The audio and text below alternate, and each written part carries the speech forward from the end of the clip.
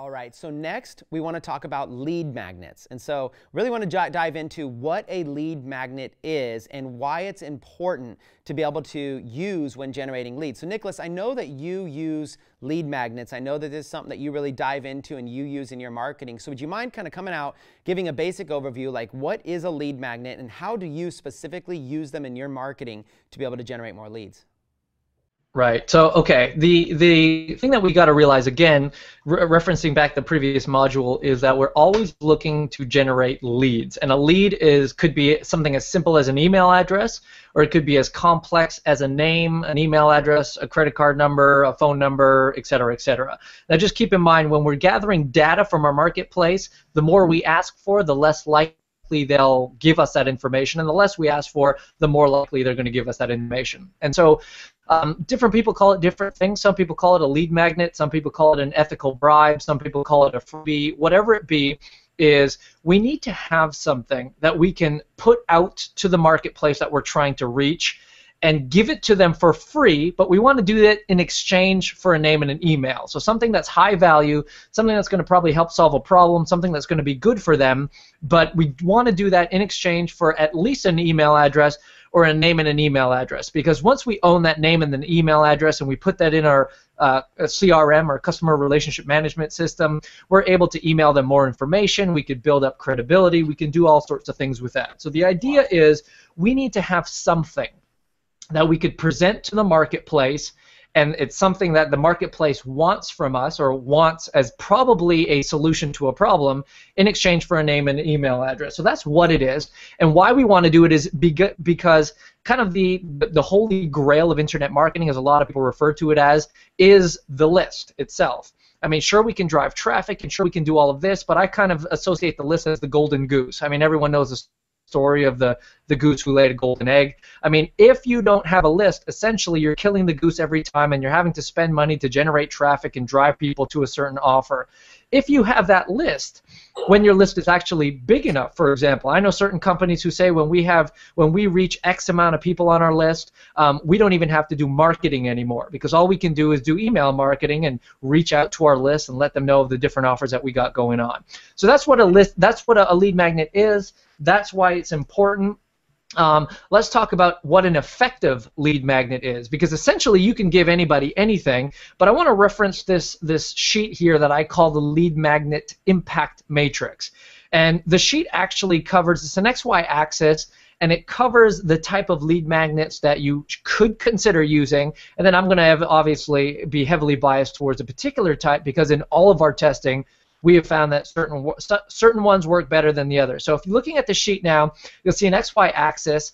From going left to right, you'll see magnets that are hard to consume versus magnets that are easy to consume. And then going from bottom to top, magnets that have low desire in the marketplace versus magnets that have high desire. So starting kind of in the bottom left, let's say, hard to consume, low desire, this would be something like a free consultation on the phone. For example, not everybody wants a free consultation. They think you're probably going to sell them on something. They want to avoid that. So that's kind of low desire, and it's hard to consume because it takes up time and energy for you and the person to be there. Also stuff like white papers and these kind of boring things, again, long, hard to consume, low desire. We want to essentially avoid anything in that bottom left matrix there.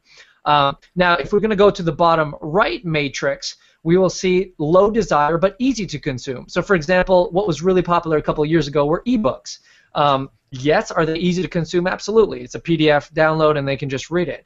Is it high desire? Absolutely not. I don't know about you, but I don't even remember the last time I read an ebook. So if someone's going to send me a 70 or an 80 or a 90-page ebook or even a 30-page ebook, chances are I'm going to read the first 2 pages, put it down, and never read it. So low desire but easy to consume.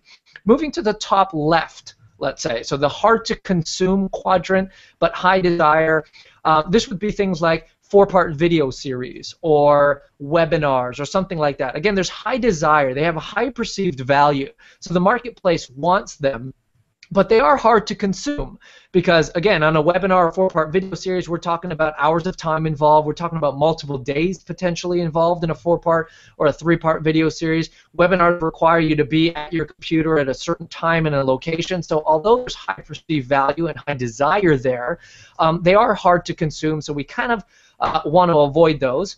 And then the top right quadrant, where it's high desire with easy to consume. Here's what I would put cheat sheets or templates or lists or resources or anything like that. And essentially what we're talking about is a 1 or a 2 or a 3-page downloadable PDF that essentially solves the problem immediately. It's got high desire because it solves the problem and it gives the marketplace what they're looking for immediately, but it's also easy to consume because it's only 1, 2, or 3 pages long. In other words, it's short. It doesn't take too much time to do. It's probably structured in a really easy way. If it's a list of resources that someone needs to get, I mean, it's all right there and simple. So if we were going to name or put kind of a tag on any of those, we would say that the top right quadrant would be snap, like because it can be consumed in a snap. The bottom left quadrant would be crap, stuff that we want to avoid. The bottom right quadrant there would be, let's say, well, actually, top left quadrant would be gap. So these are things that are good that we can fill a gap with if we're trying to get people somewhere. And in the bottom left one, the bottom right one, we'll call that a trap.